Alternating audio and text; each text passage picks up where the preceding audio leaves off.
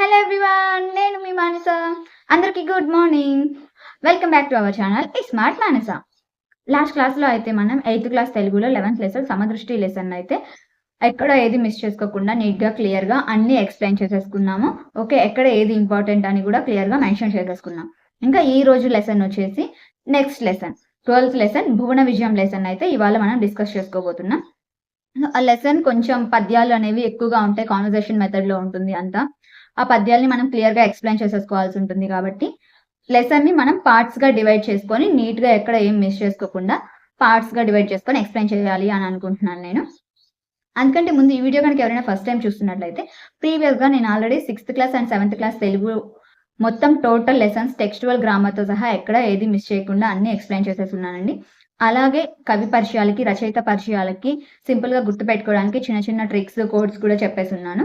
So దానికి సంబంధించిన classes అన్ని మన స్మార్ట్ మానస ఛానల్లో ప్లేలిస్ట్లో అయితే రెడీగా ఉన్నాయి, వెళ్ళి చూసేసేయండి. అలాగే పిఐఈకి సంబంధించిన క్లాసెస్, ఇంగ్లీష్కి సంబంధించిన క్లాసెస్ కూడా మన ఛానల్లో అయితే అప్లోడ్ చేసేసి ఉన్నాయి. అవన్నీ మన ప్లేలిస్ట్లో ఉన్నాయి, వెళ్ళి చూసేయండి. వీడియోస్ కనుక మీకు నచ్చినట్లయితే లైక్ చేయండి, యూస్ఫుల్ అనిపిస్తే షేర్ చేయండి. అలాగే ఇలాంటి యూస్ఫుల్ కంటెంట్ వీడియోని మీరు ఏది మిస్ అవ్వకుండా చూడాలి అనుకుంటే మన ఛానల్ అయితే సబ్స్క్రైబ్ చేసుకోండి. మనమైతే ఇంకా లేట్ చేయకుండా మన టాపిక్లోకి వెళ్ళిపోదాం, వచ్చేయండి. ఇంకా మనం మన టాపిక్లోకి వచ్చేసినట్టయితే ఇప్పుడైతే మనం భువన విజయం లెసన్ని డిస్కస్ చేసుకోబోతున్నాం. సో మనం లెసన్లోకి వెళ్ళే ముందు మనకి ఫస్ట్ పాఠం యొక్క ప్రక్రియ, ఇతివృత్తం అనేవి చాలా ఇంపార్టెంట్. ఫస్ట్ ఇప్పుడు మనం వాటి గురించి తెలుసుకుందాం. మన భువన విజయం పాఠం యొక్క ప్రక్రియ అండ్ ఇతివృత్తం. ప్రక్రియ వచ్చేసి సాహితీ రూపకం, ఇతివృత్తం భాషాభిరుచి. పాఠం యొక్క ప్రక్రియ వచ్చేసి సాహితీ రూపకం, ఇతివృత్తం భాషాభిరుచి. ఇంకా ఇక్కడ మనకి చదవండి, ఆలోచించి చెప్పండిలో ఒక పద్యాన్ని అయితే ఇచ్చారు. ఆ పద్యం గురించి ఇప్పుడు మనం క్లియర్గా ఎక్స్ప్లెయిన్ చేసుకుందాం. ఓకే. భువన విజయాఖ్య సభ ఇది, దివిని వెలయు వర సుధర్మకు సరిజోదు సరసులారా, సార సంగీత సాహితీ క్షీరధారలందజేతురు కవులు మీరందుకొనుడు. సో దీని యొక్క అర్థం చూసుకుందాం ఇప్పుడు. భువన విజయాఖ్య సభ ఇది అంటే భువన విజయం అనే పేరు గల సభ ఇది. దివిని వెలయు, దివి అంటే ఆకాశం, వర సుధర్మకు సరిజోదు సరసులారా. ఇప్పుడు ఈ రెండింటి లైన్స్ యొక్క మీనింగ్ చూసుకున్నట్లయితే, భువన విజయం అనే పేరు గల సభ ఇది.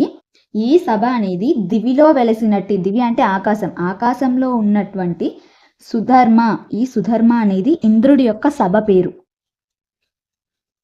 సుధర్మ అనేది ఇంద్రుడి యొక్క సభ పేరు అది. సో ఈ భువన విజయాఖ్య సభ అనేది దివిలో వెలసినట్టు ఇంద్రుడి సభ అయిన సుధర్మకు సరి సమానమైనది. భువన విజయం అనే ఈ పేరు గల ఈ సాహిత్య సభ అనేది దివిలో వెలసినటువంటి ఇంద్రుడి సభ అయిన ఈ సుధర్మ, సుధర్మ అనేది ఇంద్రుడి సభ, ఇంద్రుడి సభ అయిన సుధర్మకు ఏమాత్రం తీసిపోదు, దానికి సరిజోదు, దానికి సమానమైనది, అంతటి శ్రేష్టమైన సభ ఇది. ఓ సరసులారా, సరసులారా అంటే చమత్కారం కలిగిన ఓ కవులారా అని. సో కవులారా, ఈ సభ అనేది దివిలో వెలిసిన ఇంద్రుడి సభకు సమానమైన సభ అని చెప్తున్నాడు. సార సంగీత సాహితీ క్షీరధారలందజేతురు కవులు మీరందుకొనుడు. క్షీరం అంటే పాలు, సార అంటే ముఖ్యమైన, గొప్పదైన అని, ముఖ్యమైన గొప్పదైన అని అర్థం సార అంటే. సంగీత సాహితీ క్షీరధారలు, ఈ సభ నుండి సంగీతం, సాహిత్యం రూపమైన సారవంతమైన పాలధారలు ప్రవహిస్తున్నాయి. ఈ సభలో కవులు సంగీతం, సాహిత్యం రూపమైన పాలధారలను ప్రసాదిస్తున్నారు. ఇక్కడుండే ఈ కవులు అందరికీ సంగీతం, సాహిత్యం అనే ఈ పాలధారల్ని అందజేస్తున్నారు. సో సాహిత్య ప్రియులందరూ, ఈ సాహిత్యాన్ని ఆస్వాదించే వారందరూ ఈ పాలధారలను అందుకొని ఆస్వాదించండి. కవులు మీకు అందజేస్తున్న ఈ సంగీత, సాహిత్యం అనే క్షీరధారలను, ఈ పాలధారలను మీరు ఆస్వాదించండి అందుకొని అని ఈ పద్యం యొక్క అర్థం. సో టోటల్గా ఒకసారి మనం అర్థం చూసుకున్నట్లయితే, భువన విజయం అనే ఈ సభ ఆకాశంలో దివిలో ఉన్నటువంటి ఇంద్రుడి సభ అయిన సుధర్మకు ఏమాత్రం తీసిపోదు, దానికి సమానమైనటువంటిది. ఇక్కడ ఉన్న కవులు సంగీతం, సాహిత్యం రూపంలో పాలధారలను ప్రవహింపజేస్తున్నారు. వాటిని సంగీత ప్రియులు, సంగీతం, సాహిత్యం మీద ఇష్టం ఉన్నవారు, సంగీత సాహిత్య ప్రియులు వాటిని ఆస్వాదించండి అని చెప్తుంది అనమాట. సో స్పష్టంగా ఈ పద్యం ఏం చెప్తుంది అంటే, భువన విజయం అనే సభ గురించి మనకి క్లియర్గా చెప్తుంది. ఆ భువన విజయం సభని పొగుడుతూ చెప్తున్న పద్యం ఇది. ఓకే. ఇక్కడ ఉన్న క్వశ్చన్ అండ్ ఆన్సర్స్ చూసుకుందాం. చూడండి, పై పద్యం దేని గురించి చెబుతుంది? దేని గురించి చెప్తుంది? భువన విజయం అనే సాహిత్య సభ గురించి చెప్తుంది. కవులు ఏమందజేస్తున్నారు? సార సంగీత సాహితీ క్షీరధారలు అంటే గొప్పదైన సంగీతం సాహిత్యం అనే పాలధారలను అందజేస్తున్నారు. దివిని వెలసిన సభ ఏది? దివిని వెలసిన సభ ఏంటి? సుధర్మ, ఇంద్రుడి యొక్క సభ. ఓకే, ఇంకా మనం అసలు ఈ పాఠం యొక్క ఉద్దేశం చూసుకుందాం. విద్యార్థులకు అష్టదిగ్గజ కవులున్న భువన విజయాన్ని పరిచయం చేస్తూ తెలుగు భాషకు ఉన్న ప్రత్యేకతను, ఘనతను, మాధుర్యాన్ని తెలియపరచడం, అలాగే భాషాభిమానాన్ని పెంపొందించడమే ఈ పాఠ్యాంశం యొక్క ప్రధాన ఉద్దేశం. ఈ భువన విజయం పాఠం ఇక్కడ ఇంట్రడ్యూస్ చేయడానికి మెయిన్ రీజన్ ఏంటి? విద్యార్థులకి అష్టదిగ్గజ కవులు, ఈ అష్టదిగ్గజ కవులు ఎవరి ఆస్థానంలో ఉండేవాళ్ళు? శ్రీకృష్ణదేవరాయల యొక్క ఆస్థానంలో ఉన్నవాళ్ళు అష్టదిగ్గజ కవులు. ఈ అష్టదిగ్గజ కవుల గురించి వాళ్ళు ఉన్న ఆ సభ ఏంటి? భువన విజయం. ఆ భువన విజయాన్ని పరిచయం చేస్తూ తెలుగు భాషకు ఉన్న ప్రత్యేకతని, తెలుగు భాష యొక్క ఘనతని, తెలుగు భాషలో ఉన్న మాధుర్యాన్ని వాళ్ళకి తెలియచేసి మన భాష మీద, మన తెలుగు భాష మీద విద్యార్థుల్లో అభిమానాన్ని పెంపొందించడమే భువన విజయం పాఠం యొక్క ఉద్దేశం. సో ఇక్కడ అష్టదిగ్గజ కవులని మెన్షన్ చేశారు మనకి. ఇది మనకి సోషల్లో కూడా ఉంది. 7th క్లాస్లో విజయనగర సామ్రాజ్యంలో అష్టదిగ్గజ కవుల గురించి మనకి అక్కడ కూడా ఇంట్రడ్యూస్ చేస్తుంటారు. సో మనకి ఇది అక్కడ కూడా యూజ్ అయింది. ఒకసారి మనం అష్టదిగ్గజ కవులు ఏంటి, ఎవరు, ఈ భువన విజయం సభలో ఉన్న వాళ్ళు అనేది మనం ఇక్కడే ఒకసారి మెన్షన్ చేసుకుందాం. ఓకే, నేను ఇప్పుడు ఆ అష్టదిగ్గజ కవులు ఎవరెవరు ఏంటి అనేది చెప్తాను. అలాగే మనకి 7th క్లాస్లో విజయనగర సామ్రాజ్యంలో మనకు ఒక టేబుల్ లాగా ఫామ్ చేసి ఇచ్చింటారు అష్టదిగ్గజ కవులు వాళ్ళు రాసిన రచనలు అనేసి. దాన్ని నేను ఇక్కడ ఇంట్రడ్యూస్ చేద్దాం, లింకప్ చేద్దాం ఈ రెండింటికి అనుకుంటున్నాను. సో అల్లసాని పెద్దన, నంది తిమ్మన, మాదేగారి మల్లన, పింగళి సూరన, దూర్చటి, అయలరాజు రామభద్రుడు, రామరాజభూషణుడు, తెనాలి రామకృష్ణుడు, వీళ్ళు అష్టదిగ్గజ కవులు. శ్రీకృష్ణదేవరాయల ఆస్థానంలో ఉన్న అష్టదిగ్గజ కవులు వీళ్ళు. అల్లసాని పెద్దన, ఆయన రాసిన రచన మనుచరిత్ర, హరికథాసారం. నంది తిమ్మన పారిజాతాపహరణం, మాదయ్య గారి మల్లన రాజశేఖర చరిత్ర, దూర్జటి శ్రీకాళహస్తీశ్వర మహత్యం, అయలరాజు రామభద్రుడు సకల నీతిసార సంగ్రహం, రామరాజభూషణుడు వసుచరిత్ర, తెనాలి రామకృష్ణుడు పాండురంగ మహాత్యం, పింగళి సూరన రాఘవ పాండవీయం. ఇవి మనకి 7th అక్కడ తగిలాయి సోషల్లో విజయనగర సామ్రాజ్యంలో. సో అది ఇక్కడ ఉంది కాబట్టి నేను దానికి లింకప్ చేశాను. ఓకే, ఇక్కడ అష్టదిగ్గజ కవులు వాళ్ళ రచనలు ఒకసారి ఫాస్ట్గా రాసేస్తాను. ఇవి అష్టదిగ్గజ కవులు వాళ్ళ యొక్క రచనలు మనకి 7th క్లాస్లో టచ్ అయింది. ఇక్కడ కూడా అష్టదిగ్గజ కవుల గురించి ఇచ్చారు కాబట్టి నేను వాటిని ఇక్కడ మెన్షన్ చేసేసాను. సో ఎక్కడికక్కడ రాసి పెట్టుకుంటే మనకి తర్వాత రీకాల్ చేసుకోవడానికి ఈజీగా ఉండిద్ది అనేసి నేను ఇలా ఇవే అయితే ఫాలో అవుతాను. చదువుకున్నవి ఎక్కడ ఏవైతే ఇంపార్టెంట్ అనిపించినాయో అక్కడ ఖాళీ ఉంటే అక్కడ నోట్ చేసేసుకుంటాను. అష్టదిగ్గజ కవులు అల్లసాని పెద్దన, నంది తిమ్మన, మాదే గారి మల్లన, పింగళి సూరన, దూర్జటి, అయలరాజు రామభద్రుడు, రామరాజభూషణుడు, తెనాలి రామకృష్ణ. రామరాజభూషణ్నే భట్టుమూర్తి అని కూడా అంటాం మనం. ఓకే, ఇంకా మనం కవి పరిచయంలోకి వెళ్ళిపోదాం, రచయిత పరిచయంలోకి. ఇక్కడ మనకి ఈ భువన విజయాన్ని ఇద్దరు కవుల గురించి ఇచ్చారు. ఇద్దరు కవులు రాసిన దాని నుంచి మనం ఈ భువన విజయం లెసన్ అయితే తీసుకున్నాం. సో దాని గురించి మనం క్లియర్గా ఎక్స్ప్లెయిన్ చేసుకున్నాం. ఇక్కడ వేటూరి ప్రభాకర శాస్త్రి. వేటూరి ప్రభాకర శాస్త్రి గారు కృష్ణా జిల్లా పెద్దకల్లేపల్లిలో జన్మించారు. ఏంది కృష్ణా జిల్లా. వీరి తల్లిదండ్రులు వచ్చేసి సుందర శాస్త్రి, శేషమ్మ. ఈయన తండ్రి వద్ద అలాగే మద్దూరి రామావధాని వద్ద సంస్కృత ఆంధ్రాలు నేర్చుకున్నారు. సంస్కృతం, ఆంధ్రం వీళ్ళ దగ్గర నేర్చుకున్నారనమాట. శాస్త్రి గారు గొప్ప పరిశోధకులు. శాస్త్రి గారు అంటే ఇక్కడ ప్రభాకర శాస్త్రి గారు. ఈయన గొప్ప పరిశోధకులు, కవి, నాటకకర్త.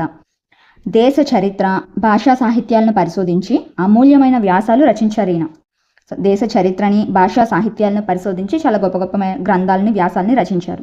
ప్రాచీన కవుల యొక్క చాటువులను సేకరించి చాటు పద్య మంజరిని కూడా కూర్చారు. సో ఈయన ప్రాచీన కవులు రచించినటువంటి వాళ్ళ యొక్క చాటువులను సేకరించుకొని చాటు పద్య మంజరిని కూర్చారు. సో అదొక బుక్ రాశారు. ఇంకా నెక్స్ట్ సివి సుబ్బన్న గారు. సివి అంటే కడప వెంకట సుబ్బన్న. సివి సుబ్బన్న గారి పూర్తి పేరు ఏంటంటే కడప వెంకట సుబ్బన్న. ఈయన కడప జిల్లా ప్రొద్దుటూరులో జన్మించారు. సో వేటూరి ప్రభాకర శాస్త్రి గారు వచ్చేసి కృష్ణా జిల్లా పెదకల్లేపల్లి, సివి సుబ్బన్న గారు కడప జిల్లా ప్రొద్దుటూరులో జన్మించారు. వీళ్ళ అమ్మా నాన్నలు వచ్చేసి చెన్నప్ప, రంగమ్మ. ఈయన అనేక అవధానాలు చేసి శతావధాన ప్రబంధ త్రిపుటి అనే పేరుతో గొప్ప గ్రంథాన్ని ప్రకటించారు. శతావధాన ప్రబంధ త్రిపుటి. సో ఇక్కడ ఈయన అనేక అవధానాలు చేశారు అని చెప్పుకున్నాం. ఇక్కడ అవధానం అంటే ఏంటి అంటే అసలు ఒక కవి కానీ, ఒక పండితుడు కానీ, కవి లేదా పండితుడు ఎవరైనా కానీ ఒకే సమయంలో అనేక ప్రశ్నలకి ఆసువుగా సమాధానాలు చెప్పడం. ఆసువుగా అంటే వెంటనే అప్పటికప్పుడు ముందేది మనం నోట్ చేసుకొని చదువుకొని చెప్పినట్టు కాకుండా అనేకమైన ప్రశ్నలకి అప్పటికప్పుడు ఆసువుగా సమాధానం చెప్పడం ఒక కవి కానీ పండితుడు కానీ, దాన్నే అవధానం అంటారు. ఈ అవధానంలో కొన్ని టైప్స్ కూడా ఉన్నాయి. అష్టావధానం, శతావధానం, సహస్రావధానం అని. అష్టావధానం, శతావధానం, సహస్రావధానం. అష్టావధానం అంటే 8 అంశాల మీద అప్పటికప్పుడు అడిగిన క్వశ్చన్స్కి ఆసువుగా అప్పటికప్పుడు సమాధానం చెప్పడం. శతావధానం అంటే 100 అంశాలు, 100 అంశాలకు సంబంధించి అప్పటికప్పుడు అందరూ అడిగిన క్వశ్చన్స్కి అందరూ ఒకేసారి క్వశ్చన్స్ అడుగుతారు. ఆ క్వశ్చన్స్ అన్నిటినీ గుర్తు పెట్టుకొని తర్వాత చివరిలో ఆయన అన్నిటికీ సమాధానాలు చెప్పడం. అలా అవధానం అంటే. ఇలా శతావధానం అంటే 100 అంశాలలో. సహస్రావధానం అంటే 1000 అంశాలు. ఇలా అష్టావధానం, శతావధానం, సహస్రావధానం, ఇంకా చాలా టైప్స్ కూడా ఉన్నాయి. సో ఇలా అందరూ అడిగిన క్వశ్చన్స్కి ఒకటేసారి తర్వాత అందరూ క్వశ్చన్స్ అడిగి అయిపోయిన తర్వాత వీళ్ళు ఆన్సర్స్ చెప్తారనమాట. అన్ని క్వశ్చన్స్ని గుర్తుపెట్టుకొని ఎవరి క్వశ్చన్ని వాళ్ళకి ఆన్సర్ చేస్తారు. సో అది అవధానం అంటే. ఇలా ఈయన చాలా అవధానాలు చేసి శతావధాన ప్రబంధ త్రిపుటి అనే పేరుతో ఒక గ్రంథాన్ని రాశారు. సరస్వతి పుత్ర, అవధాని పితామహ అనేవి ఈయన బిరుదులు. ఎవరివి? సివి సుబ్బన్న, కడప వెంకట సుబ్బన్న గారి బిరుదులు ఇవి. సరస్వతి పుత్ర, అవధాని పితామహ అనే బిరుదులు ఉన్నాయి ఈయనకి. ఈ పాఠం వచ్చేసి వేటూరి ప్రభాకర శాస్త్రి గారు అలాగే సివి సుబ్బన్న గారు రచించిన అవధాన విద్య అనే పుస్తకం నుంచి స్వీకరించబడింది. వీళ్ళిద్దరూ కోఆర్డినేషన్తో రాసిన బుక్ అవధాన విద్య అనే పుస్తకం నుంచి ప్రజెంట్ ఈ భువన విజయం లెసన్ అయితే మనం తీసుకున్నాం. ఓకే, ఇంకా మనం లెసన్లోకి వెళ్తే ఈ భువన విజయ సభ ప్రారంభం ఎలా ప్రారంభమైంది, అసలు ఏంటి అనేది ఇక్కడ మనకి ఇచ్చారు, చూసుకుందాం. భువన విజయం సభ ఇంకా ప్రారంభమవుతుంది. ఇక్కడ మా అంటే వంది మాగధులు. అంటే వీళ్ళెవరు అంటే రాజు దగ్గర రాజుని పొగడ్డానికి, రాజు యొక్క కీర్తి ప్రతిష్టలను పొగడ్డానికి ఉంటారు కదా కొంతమంది. మనం చంద్రముఖి మూవీలో చూడొచ్చు. రాజాదిరాజ, రాజమార్తాండ, రాజ గంభీర, శ్రీ శ్రీ శ్రీ సంథింగ్ సంథింగ్ అని కొంతమంది పక్కనే ఉంటారు కదా. సో వాళ్ళు అన్నమాట. రాజుని పొగడడానికి, రాజు యొక్క గొప్పతనాన్ని పొగడడానికి రాజు యొక్క సభలో ఉండేవాళ్ళు వంది మాగధులు అంటాం వాళ్ళని.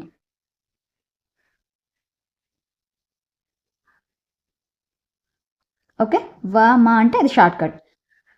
సో వాళ్ళు ఆ సభ ప్రారంభం అవుతుంది, శ్రీకృష్ణదేవరాయలు వస్తున్నారు, ఆయన్ని వీళ్ళు పొగుడుతున్నారు అనమాట, చెప్తున్నారు. ఆయన రాకని వీళ్ళు ఎక్స్ప్రెస్ చేస్తున్నారు. రాజాధిరాజ, రాజమార్తాండ, సాహితీ సమరాంగణ సార్వభౌమ శ్రీకృష్ణదేవరాయల వారు విచ్చేస్తున్నారహో అని వాళ్ళు చెప్పగానే ఆ సాహిత్య సభలో ఉన్న వాళ్ళంతా లేచి నిలబడి అభివాదం చేస్తుంటారు. ఇక్కడ అభివాదం అంటే నమస్కారం. అందరూ లేచి నిలబడి శ్రీకృష్ణదేవరాయల వారికి నమస్కారం చేస్తుంటారు. రాయల వారు ఏతెంచి అంటే వచ్చి అని. సో ఆ రాజసింహాసనంపై ఆసీనులు అవుతారు. ఆసీనులు అవ్వడం అంటే కూర్చోవడం. ఆ సింహాసనం మీద కూర్చుంటారు. కూర్చొని ఇంకా స్టార్ట్ చేస్తున్నారు భువన విజయం సభని. సో ఫస్ట్ రాయల వారు, ఇది ఒక కాన్వర్జేషన్ మోడ్లో ఉంటుంది ఇదంతా. సో రాయల వారు ఫస్ట్ మాట్లాడుతున్నారు. అష్టదిగ్గజ కవులకు, సాహితీ ప్రియులకు, పుర ప్రజలకు స్వాగతం. మా పాలనలో జీవితాన్ని ఆనందంగా గడుపుతున్న జానపదులు సైతం కొన్ని రసవంతమైన సమస్యలను పంపించారు. మీరు వాటిని రసవత్తరంగా పూరించి నేటి భువన విజయం సభను రంజింపజేయండి. ఇక ఆంధ్ర భాషామ తల్లిని స్తుతిస్తూ సమస్యలను, దత్తపదులను పూరించి ఆసు కవితా వినోదం సాగిద్దాం అని రాయల వారు చెప్తారు. ఇంకా ఆయన మాటలు అయ్యాక అందరూ సుఖాసీనులు అవుతారు. సుఖాసీనులు మీన్స్ కూర్చుంటారు ఇంకా వారి వారి ప్లేసెస్లో. ఇంకా మొట్టమొదటిగా ఆయన మాట్లాడిన మాటలకి అల్లసాని పెద్దన్న గారు రెస్పాండ్ అవుతూ ఇలా చెప్తున్నారు. చిత్తం రాజేంద్ర, కవిశేంద్ర, మీతో నేటి భువన విజయ సభను ప్రారంభించాలని నా అభిలాష. దానికి పింగళి సూర్యన గారు చెప్తున్నారు. మీ ఆలోచన నిజమే పెద్దనామాత్య, కానీ ప్రభువుల ఏలుబడిలో ఎన్నో భాషలుండగా తెలుగు భాషపై ఇంత మక్కువ చూపడానికి గల కారణమేమిటో అని అడిగి ఆయన కూర్చుంటారనమాట. దానికి రాయల వారు సమాధానం ఇస్తున్నారు. శ్రీకృష్ణదేవరాయల గారు ఏమని? అదేమిటి సూర్యన కవి, మందార మకరందాలు జాలువారే తెలుగుని ఇష్టపడని వారుందురే, తెలుగదేలనందువా? తెలుగదేలయన్న దేశంబు తెలుగేను, తెలుగు వల్లగుండ తెలుగ కండ, ఎల్ల నృపుల గొలువ నెరుగవే బాసాడి, దేశ భాషలందు తెలుగు లెస్స. సో ఈ స్టేట్మెంట్ అయితే మనందరికీ చాలా బాగా తెలుసు. దేశ భాషలందు తెలుగు లెస్స. ఇప్పటికీ మనం ఈ స్టేట్మెంట్ని చాలాసార్లు విన్నాం. కానీ మన 8th క్లాస్ తెలుగు టెక్స్ట్ బుక్లో మనకి ఉన్న ఈ కంటెంట్లో 3 చోట్ల దేశ భాషలందు తెలుగు లెస్స అని వస్తుంది. 3 కవులు ఈ స్టేట్మెంట్ని పాస్ చేస్తున్నారు. ఎవరెవరు అంటే శ్రీనాథుడు, నండూరి రామకృష్ణమాచార్యులు, అలాగే శ్రీకృష్ణదేవరాయలు. మనకి మన టెక్స్ట్ బుక్లో వీళ్ళ 3 గురించి అయితే ఉంది. ఫస్ట్ లెసన్లో శ్రీనాథుడు చెప్తాడు దేశ భాషలందు తెలుగు లెస్స అని ఒక పద్యంలో. సో మీకోసం ఇక్కడ నేను ఆ పద్యం కూడా చెప్తాను. ఫస్ట్ ఎందుకు నేను వీటిని ఇక్కడ తీసుకొస్తున్నానంటే మనకి ఇప్పుడు ఇక్కడ దేశ భాషలందు తెలుగు లెస్స అని ఒక స్టేట్మెంట్ వచ్చింది. ఇది మనకు ఆల్రెడీ మన కంటెంట్లోనే ఉంది, మన 8th క్లాస్ టెక్స్ట్ బుక్లోనే ఉంది. సో మనం కన్ఫ్యూజ్ అవ్వకూడదు కదా. ఇప్పుడు పద్యం చూస్తాం, ఒక్కొక్క పద్యంలో ఒక్కొక్క చోట చెప్పున్నారు, ఒక్కొక్క పద్యం ఒక్కొక్కరిది. సో మనం ఈ స్టేట్మెంట్ చూడగానే ఇంకా శ్రీకృష్ణదేవరాయలదే అనేసి క్లియర్ చేసుకోలేం కదా, దాన్ని అంతవరకే చెప్పలేం కదా. అందుకోసమని ఆ 3 ఇక్కడే క్లియర్ చేసేసుకుంటే మనకు ఒక క్లారిటీ ఉంటుంది. అందుకే నేను ఇక్కడ చెప్తున్నాను అవి. ఓకే, మనకి first lesson 8th class first లెసన్లో వచ్చి ఉంటుంది. శ్రీనాథుడు చెప్తాడు అక్కడ ఒక పద్యంలో దేశ భాషలందు తెలుగు లెస్స అని. జనని సంస్కృతంబు సకల భాషలకు దేశ భాషలందు తెలుగు లెస్స, జగతి తల్లి కంటే సౌభాగ్య సంపద మెచ్చుటాడు బిడ్డ మేలు కాదే. అక్కడ శ్రీనాథుడు సెకండ్ లైన్లో చెప్తాడు జనని సంస్కృతంబు సకల భాషలకు దేశ భాషలందు తెలుగు లెస్స అని. ఇక్కడ శ్రీకృష్ణదేవరాయలు గారు లాస్ట్ లైన్లో చెప్పారు తెలుగదేల ఎన్న దేశంబు తెలుగేను తెలుగు వల్లబుండ తెలుగ కండ ఎల్ల నృపుల గొరువ నెరుగవే బాసాడి దేశ భాషలందు తెలుగు లెస్స అని. సో ఇంకా నండూరి రామకృష్ణమాచార్యులు కూడా లాస్ట్ లైన్లోనే ఆ స్టేట్మెంట్ లాగా చెప్తారు, అది కూడా చెప్తాను. కవుల కంటే తుహిన కర్పూర నభకీర్తి తెచ్చెరెవరు నీకు తెలుగు తల్లి సాహితీ తరంగ సంగీత రసదుని దేశ భాషలందు తెలుగు లెస్స అని నండూరి కృష్ణమాచార్యులు గారు చెప్తారు. జనని సంస్కృతంబు సకల భాషలకు దేశ భాషలందు తెలుగు లెస్స అని శ్రీనాథుడు చెప్తాడు. ఇది మనకి ఫస్ట్ లెసన్లో వస్తుంది. సో సెకండ్ లైన్లో ఆయన ఈ స్టేట్మెంట్ అయితే పాస్ చేశారు. ఇంకా నండూరి రామకృష్ణమాచార్యులు చూసుకున్నట్లయితే కవుల కంటే తుహిన కర్పూర నభకీర్తి తెచ్చెరెవరు నీకు తెలుగు తల్లి సాహితీ తరంగ సంగీత రసదుని దేశ భాషలందు తెలుగు లెస్స, ఇది నండూరి రామకృష్ణమాచార్యులు చెప్తారు. ఇవి 2 కూడా మన 8th క్లాస్ తెలుగు టెక్స్ట్ బుక్లో ఉన్నవే. ఇక్కడ మనకి కాంట్రవర్సీ అవ్వడానికి ఉండకుండా మనకి ఒక క్లారిటీ ఉండాలి కాబట్టి నేను 2 ఇక్కడ చెప్తున్నాను. ఓకే, సో ఇంకా మన పద్యం దగ్గరకు వచ్చేద్దాం. పింగళి సూరణ గారు అడిగిన దానికి రాయలవారు ఇచ్చిన ఆన్సర్ ఈ పద్యం. యాక్చువల్గా అసలు ఈ పద్యం యొక్క బ్యాక్గ్రౌండ్ స్టోరీ చూసుకున్నట్లయితే శ్రీకృష్ణదేవరాయలు ఆముక్తమాల్యదని రాస్తారు. సో ఆముక్తమాల్యదని రాయడం కోసం ఆయనకి దానికి ఒక బ్యాక్గ్రౌండ్ స్టోరీ ఉండిద్ది. ఆయనకి ఆంధ్ర శ్రీ మహావిష్ణువు కళలోకి వచ్చి ఆముక్తమాల్యదని రాయమని చెప్తారని చెప్పేసి ఆ స్టోరీ ఒకటి ఉండిద్ది. ఆయన చెప్పడం వల్ల ఈయన ఆముక్తమాల్యదని రాశారు శ్రీకృష్ణదేవరాయలు అనేసి. సో ఆయన ఆముక్తమాల్యదని గోదాదేవి కళ్యాణం గురించి ఆ బుక్ అది రాయమని చెప్పినప్పుడు తెలుగు భాషలో రాయమని శ్రీకృష్ణదేవరాయలకి చెప్తారు శ్రీ మహావిష్ణువు. అప్పుడు శ్రీకృష్ణదేవరాయలు ఆయనని అడుగుతారంట ఇన్ని భాషలుండగా తెలుగు భాషే ఎందుకు అని ఆయన అడిగినప్పుడు చెప్తారు ఆయన తెలుగదేల ఎన్న దేశంబు తెలుగని. యాక్చువల్గా దీన్ని మనం పాడుకోవాలి, పాటలు రావు కాబట్టి నేను దీన్ని నీట్గా ఎక్స్ప్లెయిన్ చేస్తే చాలు అనే ఉద్దేశంతో చెప్తున్నాను. అప్పుడు ఆయన ఇచ్చిన ఆన్సర్ ఇది తెలుగదేల ఎన్న దేశంబు తెలుగేను. తెలుగే ఎందుకు అంటావా, మనమున్న దేశం ఏంటి, ఇప్పుడు నేనున్న ఈ దేశం ఏంటి, తెలుగు దేశం. అందులోనూ నేను తెలుగు వల్లభుండ, వల్లభుడు అంటే రాజు, అందులోనూ నేను తెలుగు రాజుని. తెలుగు కండ, తెలుగు అనేది ఒక అందమైన మధురమైన చక్కెర లాంటి తీయనైన భాష. ఎల్ల నృపుల గొలువ నెరుగవే బాసాడి, నృపులు అన్నా కూడా ఇక్కడ రాజులు పాలకులు అని, నృపులు అన్నా కూడా. శ్రీకృష్ణదేవరాయలు గారు ఆయన రాజుగా ఉన్నారు, ఆయన దగ్గర సామంత రాజులు చుట్టుపక్కల రాజులందరూ చాలామంది ఉంటారు కదా. సో వాళ్ళందరూ ఈయన దగ్గరికి ఆ పరిపాలన గురించి తెలుసుకోవడానికో లేదా వాళ్ళకున్న డౌట్స్ని తెలుసుకోవడానికో కొన్ని వాళ్ళ మధ్య చర్చోపచర్చలు జరుగుతూ ఉంటాయి కదా. సో అలా చాలామంది రాజులు వస్తూ ఉంటారు, చాలా భాషలు చాలా ప్రాంతాలకు చెందిన రాజులు వస్తూ ఉంటారు. వాళ్ళందరూ ఈయన దగ్గరకు వచ్చి వాళ్ళ సమస్యలని లేదా వాళ్ళకి సంబంధించిన అంశాలని చర్చించినప్పుడు నీకు తెలియదా రాజా, అందులో ఏది మంచి భాష, ఏది మధురమైన భాష, ఏది అందరినీ ఆకట్టుకునే భాష అనేది మీకు తెలియదా? సో ఇన్ని భాషలుండగా ఆ అన్ని భాషలలోనూ తెలుగు భాషే గొప్పది, తెలుగు భాషే మధురమైనది, మంచిది. సో అందువల్ల నేను మీకు తెలుగులోనే రాయమని చెప్తున్నాను అని ఆంధ్ర శ్రీ మహావిష్ణువు శ్రీకృష్ణదేవరాయలతో చెప్తూ ఈ పద్యం చెప్తారు. అప్పుడు చెప్పిన పద్యం అందులోది ఇది, దేశ భాషలందు తెలుగు లెస్స అనే స్టేట్మెంట్. అదే పద్యాన్ని ఆయన ఇక్కడ పింగళి సూరణ కవి గారు అడిగిన క్వశ్చన్కి ఆన్సర్గా చెప్తారనమాట. తెలుగే ఎందుకు అంటే నేను మనమున్న దేశం తెలుగుదేశం, ఇది తెలుగుదేశం, నేను తెలుగు రాజును. అందరూ రాజులు మాట్లాడుకునే భాష, అన్ని విధాలుగా అందరికీ చక్కనైన భాష, మధురమైన భాష తెలుగు. సో దేశంలో ఉన్న అన్ని భాషలలోకి తెలుగు భాషే గొప్పది, ఉత్తమమైనది అని రాయలవారు ఇక్కడ ఆన్సర్ చేస్తారు పింగళి సూర్యన కవి గారు చెప్పిన క్వశ్చన్కి. ఇంకా సభలోని వాళ్ళందరూ కరతాళ ధ్వనులు చేస్తారు. కరతాళ ధ్వనులు మీన్స్ చప్పట్లు, అందరూ క్లాప్స్ కొడతారు. మరి ఇంతటి మన తెలుగు భాష మీద ఎవరికైనా ఎందుకు మమకారం ఉండదు? పెద్దనార్య, కవులారా, మేము తర్వాత పద్యమును పూరిస్తాం, ముందు మీరంతా పద్యపూరణకు పూనుకోండి అని చెప్తారు రాయలవారు.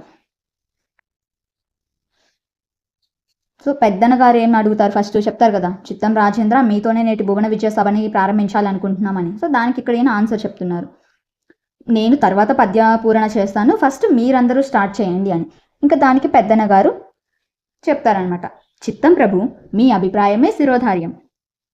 ఇంకా రాయలవారు చెప్తున్నారు, పెద్దనామాత్య, నీ పద్య పూరణకు సమస్య ఇదిగో, అగ్రజానుజులై రనుజాగ్రజులుగా అని ఈ పద్య పూరించమని చెప్తాడు. ఈ సమస్యని పూరించమని చెప్తారనమాట. ఎవరు? రాయలవారు పెద్దన గారికి, అల్లసాని పెద్దన గారికి ఇచ్చిన సమస్య ఇది. అగ్రజానుజులై రనుజాగ్రజులుగా, దీని మీన్స్ అగ్రజుడు అంటే అన్న, అనుజులు అంటే తమ్ముళ్ళు లేదా చెల్లెళ్ళు అని, అంటే వారి తర్వాత పుట్టినవారు. అగ్రజానుజులైర్ అనుజాగ్రజులుగా అంటే అగ్రజానుజులు అనుజాగ్రజులుగా అయ్యారు అని, అన్నతమ్ములు తమ్ముడన్నలయ్యారు అని. ఆహాహా ఏమి సమస్య, పెద్దన గారు అంటున్నారనమాట. ఆహాహా ఏమి సమస్య, అన్నదమ్ములు తమ్ముడన్నలయ్యారు, ప్రభు నా పూరణ ఇదిగో అంటూ పద్యం ప్రారంభిస్తాడు అల్లసాని పెద్దన. పుష్యమీన్ భరతాఖ్యుడు పుట్టినాడు, మొనసి లక్ష్మణుడు ఆశ్లేష పుట్టినాడు, భరత లక్ష్మణ క్రమమిది ఎరసి చూడ, నగ్రజానుజులై రనుజాగ్రజులుగా అని ఈయన ఇచ్చిన, రాయలవారు ఇచ్చిన సమస్యకి పెద్దన గారు ఆ పద్యాన్ని పూరిస్తారనమాట. ఇక్కడ పుష్యమిన్ భరతాఖ్యుడు పుట్టాడు, యాక్చువల్గా రాముడు, లక్ష్మణుడు, భరతుడు, శత్రుఘ్నుడు. ఈ పద్యం అనేది రామాయణంలో రామలక్ష్మణ భరత శత్రుఘ్నుల యొక్క జన్మ క్రమాన్ని గురించి చెప్తున్న పద్యం ఇది. ఓకే, ఇది రామాయణంకి సంబంధించిన పద్యం. పుష్యమిన్ భరతాఖ్యుడు పుట్టినాడు, పుష్యమీ నక్షత్రంలో భరతుడు పుట్టాడు. మొనసి లక్ష్మణుడు ఆశ్లేష పుట్టాడు, మొనసి అంటే తర్వాత అని. ఫస్ట్ పుష్యమిలో భరతుడు పుట్టాడు, తర్వాత లక్ష్మణుడు ఆశ్లేషలో పుట్టాడు. సో ఏది ముందు ఏది వెనక తెలియాలి అంటే ఇక్కడ మనకి నక్షత్రాలు తెలియాలి. మొత్తం మన తెలుగులో నక్షత్రాలు 27. ఆ 27 నక్షత్రాలు నేను ఇప్పుడు వరుసగా చెప్తాను, తర్వాత ఏది ముందు ఏది వెనక అనేది మీకే అర్థమవుతుంది. అశ్విని, భరణి, కృత్తిక, రోహిణి, మృగశిర, ఆరుద్ర, పునర్వసు, పుష్యమి, ఆశ్లేష, మఖ, పుబ్బ, ఉత్తర, హస్త, చిత్త, స్వాతి, విశాఖ, అనురాధ, జ్యేష్ఠ, మూల, పూర్వాషాఢ, ఉత్తరాషాఢ, శ్రవణం, ధనిష్టం, శతభిషం, పూర్వభాద్ర, ఉత్తరాభాద్ర, రేవతి. ఇవి 27 నక్షత్రాలు. ఇందులో మనం నలుగురి గురించి చూసుకుందాం. ఫస్ట్ రామలక్ష్మణ భరత శత్రుఘ్నుడు. ఓకే, నేను ఇక్కడ నీట్గా రాస్తాను చూడండి. రాముడు పునర్వసు నక్షత్రంలో పుడతాడు.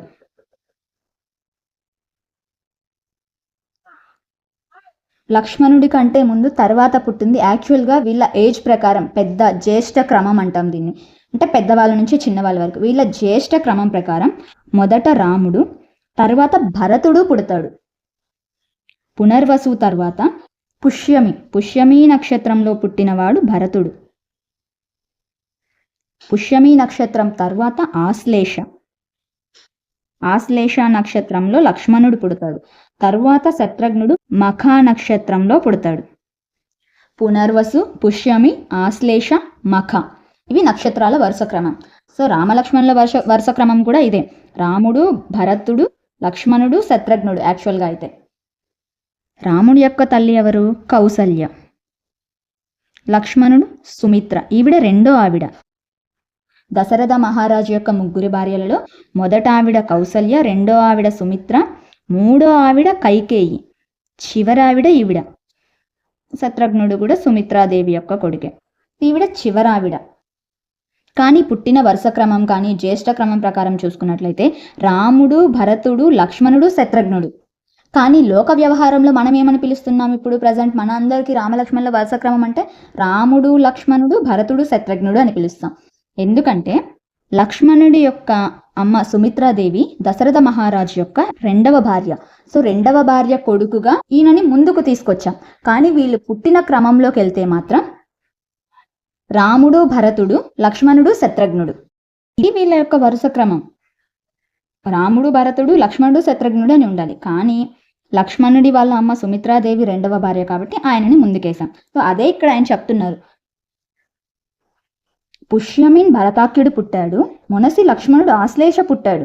ఫస్ట్ భరతుడు పుట్టాడు, తర్వాత లక్ష్మణుడు పుట్టాడు. భరత లక్ష్మణ క్రమం ఇది ఎరసి చూడ. ఎరసి చూడ అంటే విశ్లేషించి చూసి లేదా పరిశీలించి చూడడం అని. కానీ భరత లక్ష్మణుల క్రమం ఇది. పరిశీలించి చూస్తే భరత లక్ష్మణుల యొక్క క్రమం ఇది. అగ్రజానుజులై రణుజాగ్రజులుగా, అన్న తమ్ముడిగా ఉండాల్సిన వాళ్ళు తమ్ముడన్నలయ్యారు లోక వ్యవహారంలో అని ఇక్కడ ఆయన దాన్ని వివరించి చెప్పారు. ఎవరు? అల్లసాని పెద్దన గారు. అదే ఇక్కడ ఉంది చూడండి. కానీ లోక వ్యవహారంలో మాత్రం రామ, లక్ష్మణ, భరత, శత్రుఘ్నులనే ఉంటుంది. యాక్చువల్గా రాముడి తర్వాత పుట్టినవాడు భరతుడు.